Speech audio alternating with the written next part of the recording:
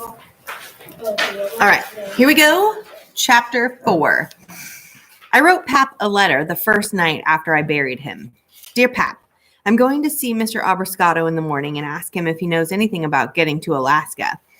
Seeing as how I'll be leaving soon, I'll pull up the traps tomorrow and pack them in the boxes.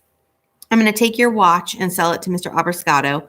I thought about keeping it for myself, but I don't need it, and you were never much on things a person didn't need. I'm scared, Pap, but I know I can lick most anything 3 times my size. I know I can survive on my own and keep away from the government. I'm lonely too, but you said that will go away after a while. It doesn't seem like a feeling that goes away easy, but you always knew about things, so I'm not worried. Love, Moon. I buried the letter in the woods. I burned the letter in the wood stove and then walked to the back corner of the shelter where Pap kept his personal storage.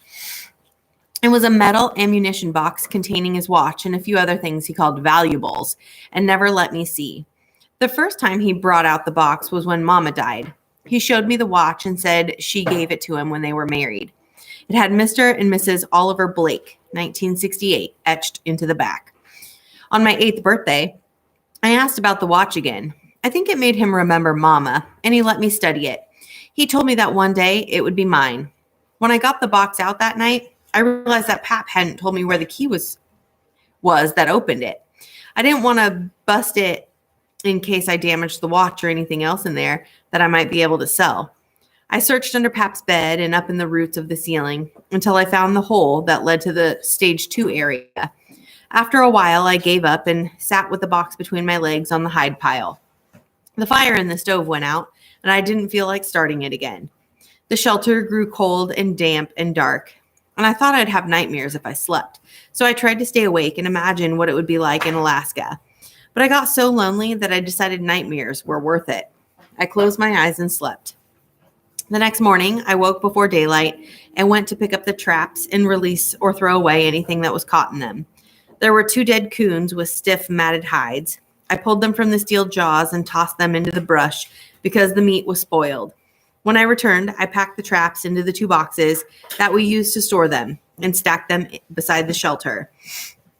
After watching Pap die, I found that his finally being gone had made things easier on me.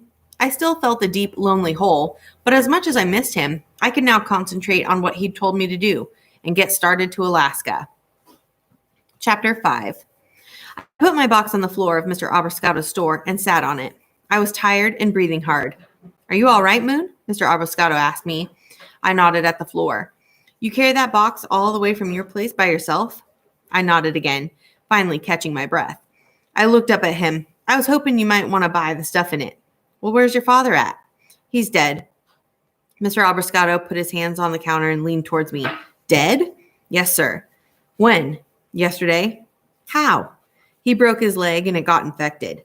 Mr. Abrascard frowned and shook his head. I guess he didn't want you coming after a doctor. No, sir. He always said I know what he always said. You wait here while I call the constable. Oh, you don't need to worry about that, Mr. Abrascard. I already buried him up in the cedar grove near Mama. Moon, you can't just go off burying somebody without letting the law know about it. Pap wanted it that way. Well, your Pap wanted lots of things that don't make sense. I don't mind telling you that. Mr. Abrascard walked over to the wall and lifted the telephone receiver. I stood and grabbed my box off the floor. If you call the law, they'll take me away, and I don't aim to go with them. He watched me for a moment and then put the receiver back on the hook. He shook his head and rubbed his eyes. Put your box down, he said. Get that chair behind you and pull it over here. I did as he said. What do you want to eat? He asked me. I don't have money for extras. I gotta save it. That's all right. It's free. Bologna and cheese. Mustard? No thanks. That's all. Mr. Abrascard began to fix me a sandwich. My mouth watered at the bologna, cheese, and bread that I only saw when I came to this store. I'm sorry about your father, Moon. I didn't mean to sound like I wasn't. That's okay. He said I'd feel better after a while. Where are you headed when you leave here? Alaska. Well, how you plan on getting to Alaska? I'll sell the watch and things in this box, and I've got the money left over from the last time we were here. I see. Well, what are you going to do when you get there? Pap said there's other people like us there. He said you can get away from the government up there. Said you can be a homesteader. Is that what he said? Yes, sir. So that's what I figure I'll go. Mr. Abrascard handed me the sandwich and leaned on the counter watching me eat. Do you know how cold it is in Alaska? I chewed and shrugged my shoulders. You're not worried about freezing up there? Pap said there's lots of people like us in Alaska that I can stay with. He said there's more than ever these days. You ever thought about school, Moon? I study my books almost every day. Mr. Abrascard shook his head. That's not what I mean. I meant with other children. Pap said he could teach me better than any school. Do you know how to read? Sure, I know how to read. I can whip somebody 3 times my size, too. And I know everything I need to know to live on my own. He bit on his bottom lip. Uh-huh. Tell me, what type of people are you looking for in Alaska? What does your father call the type of people that are like him? People that hate the government. And he just expects you to make it from here to Alaska and find these people on your own? I nodded. Mr. Abrascard sighed and looked out the store window and then back at me. I'm going to tell you something, Moon. Your pap was an unreasonable person. Anybody that expects their 10-year-old son to try to make it from the middle of Alabama to Alaska on just a few dollars is either crazy or just plain mean. You need to find a home with a good family that doesn't live out in God knows where with a dirt floor. I felt the anger flash through my head. I jumped up on the seat of my chair and leapt across the counter to land on Mr. Abrascard. He fell back into the shelves behind, and I started hitting him with my one hand that wasn't holding on to him. I pounded him on the cheek over and over as fast as I could. Once he got off his balance, he clamped his arms around me so that I couldn't move my fists. Moon, he yelled at me, and I kicked him in the knee. Mother mercy, he yelled. I don't mind the way we lived, I yelled at him. Pap and I always got along. Mr. Abrascard twisted me around and held me out by the shoulder so I couldn't see or kick him. God, that hurt, he said. Me and Pap, we were good friends, I yelled. Best friends. He held me there for what seemed like a long time. I heard him catching his breath behind me, and I stared across the store. Finally, his breathing slowed again, and he talked to me. Are you going to settle down? If you stop talking about my Pap like that, I'm going to turn you loose now, okay? Okay. You're going to sit back down in that chair, all right? Okay. I'm going to set you down now. Okay. Mr. Abrascard put me on the counter, and I climbed back down into my chair. He ran his hand through his hair and rolled his head around his shoulders on his neck. He took a deep breath. Man, my age can't take somebody jumping on him like a wild monkey. What's gone into you, Moon? I picked my sandwich up off the floor and stared at it without taking a bite. I was nervous. I never acted like that to Mr. Abrascard. I don't like that. Don't talk like that about Pap, I said to the floor. Listen, Moon, I'm not trying to be disrespectful of your father. I'm trying to help you out. I'm worried about your sense of reality. I thought about what he was saying and made sure there wasn't anything I didn't like about it. You don't know any better, he said. If your Pap just up and dies of a broken leg because he won't see a doctor, what do you think would have happened to you if you'd had have a broken leg? It's things like this that aren't reasonable, Moon. Refusing to see a doctor when you've got the responsibility of a son to take care of, there's something wrong with that. Now he's dead and you're out walking around on the highway wanting to go to Alaska. I stood and took a step backwards. My hands were shaking and I didn't know what to do. Nobody ever said anything bad about Pap, I said. Heck, who would? Who did he ever let you see that might say it? I set the sandwich down. Are you going to give me money for this stuff or not? Mr. Abrascard shook his head. Suit yourself. I waited while Mr. Abrascard walked to the back of the store to get a chain cutter. My head spun in confusion and my hands still shook from being nervous. It was hard to think straight, so I walked to the front of the counter and stared at the box. When Mr. Abrascard returned, he clipped the lock from the box and opened it. He pulled out a small roll of money, some photographs, and the watch. There was nothing else to sell. He thumbed through some of the photographs and studied each one, back to front, for several seconds. He finally showed one to me and asked me if I knew any of the people in it. No, sir. He looked at the picture again. This fellow here, he looks like an awful lot like your Pap. I'd even say it was his brother if I was to make a guess at it. He ever tell you that you had an uncle or talk about his brother or anything like that? No, sir. You ever talk about any family? He said I had a grandpappy that died. Talked about mama a lot when he didn't think I was listening, when he was working on stuff and talking to himself. Maybe you've got other relatives that hate the government. You might have somewhere to go. I just want the money for the watch here. Mr. Abrascard raised his hands in the air. All right, he said. He opened the register and took some money from it. He put the bills, photographs, and the watch back in the box and shut the lid. I'm not going to take that watch your pap left you. I stuck some money in there with the rest of it. That should help you out. You can pay me someday when you get back from Alaska. Thank you, I said. Anything you need in way of supplies before you get going? No, sir. I can get most everything I need from the forest. I reckon you can, Moon. I'll see you later then, I said. You be careful. I nodded. I saw Mr. Abrascard through the store window as I walked back up the road. He had picked up the phone and was talking and watching me leave. I figured he called the law. So I tucked the box under my arm and ran for the trees. Chapter 6. Dear Pap, I think the law's after me now, so I'm going to start for Alaska tomorrow. I meant to ask Mr. Abrascard if he had a map, but I had to whip up on him for talking mean about you.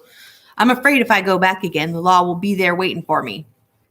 Before I left, he gave me some money, and I added it to the money that you already had in the box. I don't know how much it is because I haven't counted it, but I didn't have to sell your watch. He said you might have a brother, but I know you would have told me about that. He said you might have let me die if it was me with the broken leg, but I know that's not true either. I'm trying to listen to the sounds outside, but I don't think I'm as good at it as you are.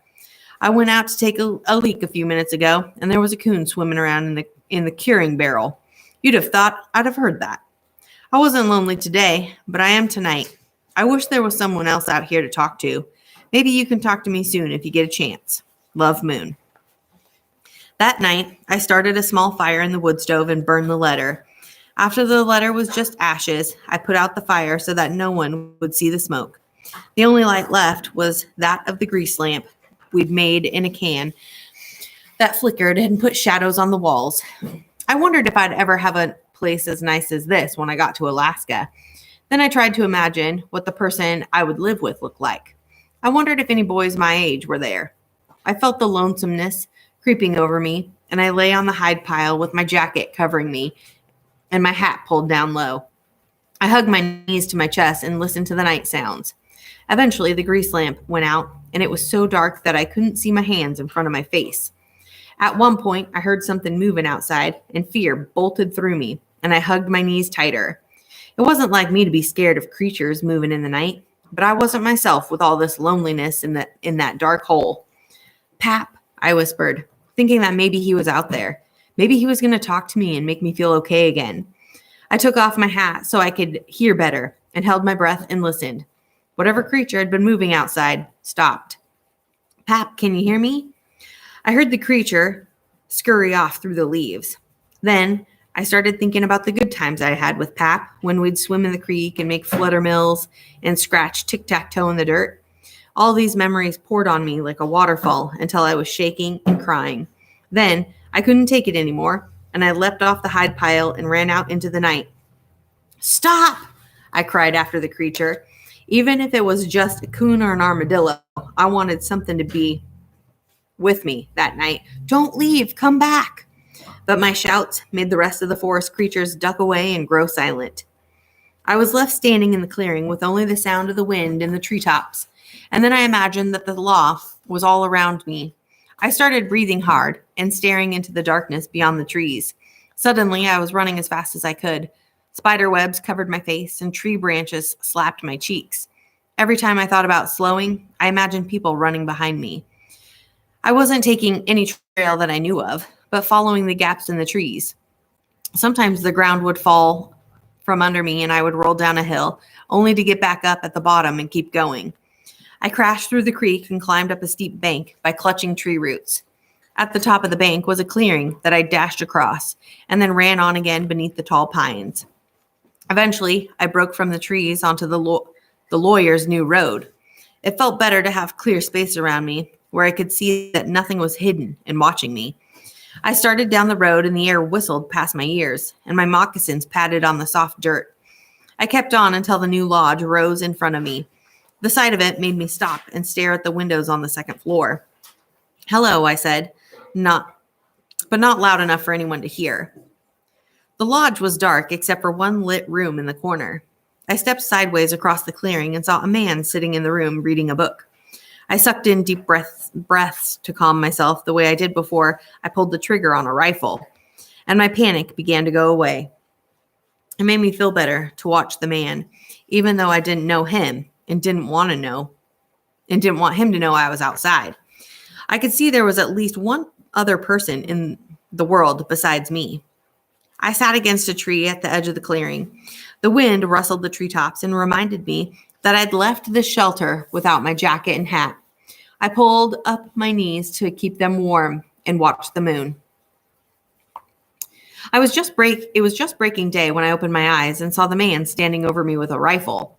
I leapt to my feet and stared at him. "What are you doing out here?" he said. I was too startled to reply. "Are you lost?" I shook my head. "You're the boy who buried his father, aren't you? The constable's been out here looking for you." "I didn't do anything wrong." "I didn't say you did. I was just about to step off into the woods and do a little hunting, and then I saw you sitting here. I'll go now." He put his rifle over his shoulder and motioned towards the lodge.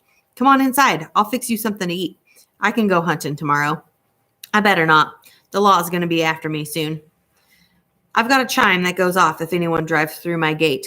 I'll know if somebody comes for you. Besides, from what those surveyors said, it would take an Indian chief to find your shelter." I didn't know what a chime was, but it made me feel better to hear that the constable wasn't close. "Are you Mr. Wellington?" "I am. I got scared out there last night. I shouldn't be here. Do you like sweet rolls?" "I never had any." "Well, let's go get some then.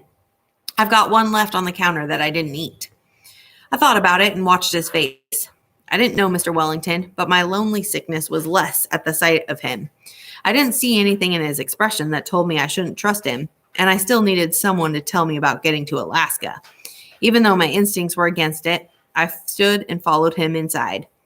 Once we entered the lodge, I saw Mr. Wellington better in the light. He wore fancy hunting pants and a hat with a turkey feather on it. His face was tight and clean for someone his age. The only way you could tell that he was older than Pap was by his eyes. They looked tired past his silver hair. The lodge was warm inside and smelled of cut cedar and pine. The ceiling was high, and I saw the second story was just windows halfway up the wall. I followed him into the kitchen, where he gave me a napkin and the sweet roll off the counter. I bit into it, and the sugar tasted so good that I almost closed my eyes while I chewed. I followed him into a larger room just outside the kitchen. "Sit down in that chair over here," he said, and his hand pointed to a wood chair against the wall. I was disappointed that it wasn't one of the soft chairs in the middle of the room, but I went over to it and sat. Mr. Wellington walked around in front of me and pulled up another one, more comfortable chair, and sat down. He crossed his arms on his chest. I finished the sweet roll and looked around at the light fixtures and the nature paintings on the wall. "I talked to that friend of yours who owns the store up the road, and he said you all have been out here for about 8 years. "He's not my friend," I said. "Okay." "Pap said you'd run us off," I said. "Well, I just wanted to find out who was living on my property." I studied a painting of an Indian kneeling by a waterfall and didn't respond. The surveyor said they found a primitive dwelling of some sort. I suppose that was yours. "It's a shelter. It's built like that so people won't find it." "Well, I see. What kind of pants are those?" "Beaver breeches." "Did your father make those for you?" "No, sir. I made them. I made a deerskin hat too, but I left it at home." "Interesting." Mr. Wellington must have seen me look over at his television because he said, "Would you like me to turn it on for you?" I watched his face to see if I could read anything in it. I thought about how lonely it was back at the shelter. I thought about how warm and dry it felt inside the lodge. "You going to call the constable on me if I stay?" Mr. Wellington paused for a moment. "No, I'm not going to call the constable. I'm not sure I like his kind." "Are you going to tell me how to get to Alaska?" "I probably can. I may have some maps of those in the back room. Why don't you sit in this chair right here while I see what I can find?" I looked at the soft chair that he was pointing to. "Okay." Mr. Wellington turned on the television and then walked away. "I'll be back shortly," he said. I'd only seen television a few times. Mr. Abrascard had a set in his store over the counter. I got up and moved over to the cushion chair and sank down until my chin touched my chest. I'd never felt a more comfortable chair in my life. There was a show about lions playing. I'd only seen them in the picture books and couldn't take my eyes off of them. Daylight soon slipped through the window, and I grew groggy and lazy. An hour must have gone by when I heard someone knocking on the door. Mr. Wellington walked out of one of the back rooms and went to answer the knock. When he opened the door, I saw a man in a suit standing there. I knew right away that he was there to get me. It was how he looked at me when he stepped inside. I leapt from my chair and ran towards the back rooms where Mr. Wellington had gone earlier. But as soon as I reached the hall, a man in overalls stepped out and grabbed me from behind. He pulled me to his chest and bear hugged me so that I couldn't do anything but kick. I kicked backwards at his knees so that he had to walk me into the main room with his legs spread. He took me over to the man who had come in and held me out. "He's all yours, if you can hold him," the man in overalls said. "Mr. Hill's my caretaker," Mr. Wellington said to the man in the suit. "He came in through the back door. We figured the boy would make a run for it." "I appreciate the help," the man in the suit said. I looked at Mr. Wellington. "Liar!" I yelled at him. "Mr. Jean's not the constable," Mr. Wellington said calmly. "He's from the boys' home. He'll treat you a lot better than that constable I met yesterday." "Take it easy," Mr. Jean said. "Nobody's going to hurt you, Moon." I started bucking, kicking, and pounding my arms against Mr. Hill. I thought I was about to slip out once, but he joggled me back and squeezed me tighter. "That boy needs a bath and a haircut," Mr. Hill said. "I can't stand the smell of him." "I didn't do anything wrong," I yelled. "Moon," Mr. Jean shouted. I kicked at the air again. "I haven't done anything to anybody." "Moon, calm down. Just bring him outside and put him in the car. We'll take him to the home and get him cleaned up." Mr. Jean hurried out to the car and opened the back door while Mr. Hill carried me behind him, and Mr. Wellington followed. When we reached the car, Mr. Hill leaned over and shoved me in. Before I could turn around, I heard the door slam shut behind me. It only took a second or two to look up and see that there were no handles and a plastic shield between me and the front seat. I knew I was trapped. "Liar!" I yelled at the floor. I'd never been in a car. The only time I'd ridden in anything was when Pap came down with a fever once on the way to Mr. Abrascardo's store. He let Mr. Abrascardo ride in the back of his pickup truck to a place up the road where we went on foot the rest of the way to the shelter. But it was different then. We were in the truck bed where the air was fresh and it brushed our faces. It wasn't much at all like being shut up. It was more like flying. I lay down and pulled my knees up. The three men talked outside for a few minutes, and then Mr. Jean got in and started the engine. My ear was pressed to the vinyl seat, and I could soon hear the dirt road passing under the tires. After a minute, I felt the car slow and swing onto the highway. I grew woozy as I listened to the hum of the asphalt, and I tried holding my breath to make it go away. "You can sit up, you know." I didn't answer. I stared at the back of Mr. Jean's seat and concentrated on the queasiness in my stomach. After a moment, I heard him turn. "Are you okay back there?" I closed my eyes and took a deep breath. I heard the crunch of gravel as the car slowed, and I pulled onto the side of the road. I heard Mr. Jean's door opening. A steady dinging sound came from the front part of the car. My door opened, and Mr. Jean grabbed me by the shoulder and shook me gently. I felt the contents of my stomach lunge forward and splatter against the back of his car seat. "Ugh!" he yelled as he jumped away. He jerked me out and dragged me down into a grassy ditch where he held me under one armpit and let my head dangle. I stared at the ground and thought of nothing except how grateful I was to be out of the car. I breathed the fresh air and I felt my stomach easing. "Are you done?" I didn't answer. I moved my eyes and stared at the tips of his shiny leather shoes. He shifted his feet. "Are you feeling better?" I thought about it. I felt better. My stomach was back to normal, and I let my eyes creep slowly past the tips of his shoes and up his pant leg, and then I looked down at my left hand, which was rested on one slightly bent knee. I remembered something Pap had told me. "Moon, there's no faster way to take down a man than to punch him between the legs with everything you've got. If that doesn't work, take a stick to him." I took a deep breath, balled my fist, and socked him right in the crotch. And before I even looked up, he'd let go of me. I jerked away and 2 quick steps towards the car. Mr. Jean drew himself inwards like a turtle. He closed his eyes and sank to the ground and then rolled over onto his side. He pulled his knees in tight as a baby and moaned curses at me. Don't you even think about running off. I looked in both directions on the road. It was empty. I wiped my mouth on my shoulder, crossed the blacktop, and ran into the forest. All right, I'm going to stop there.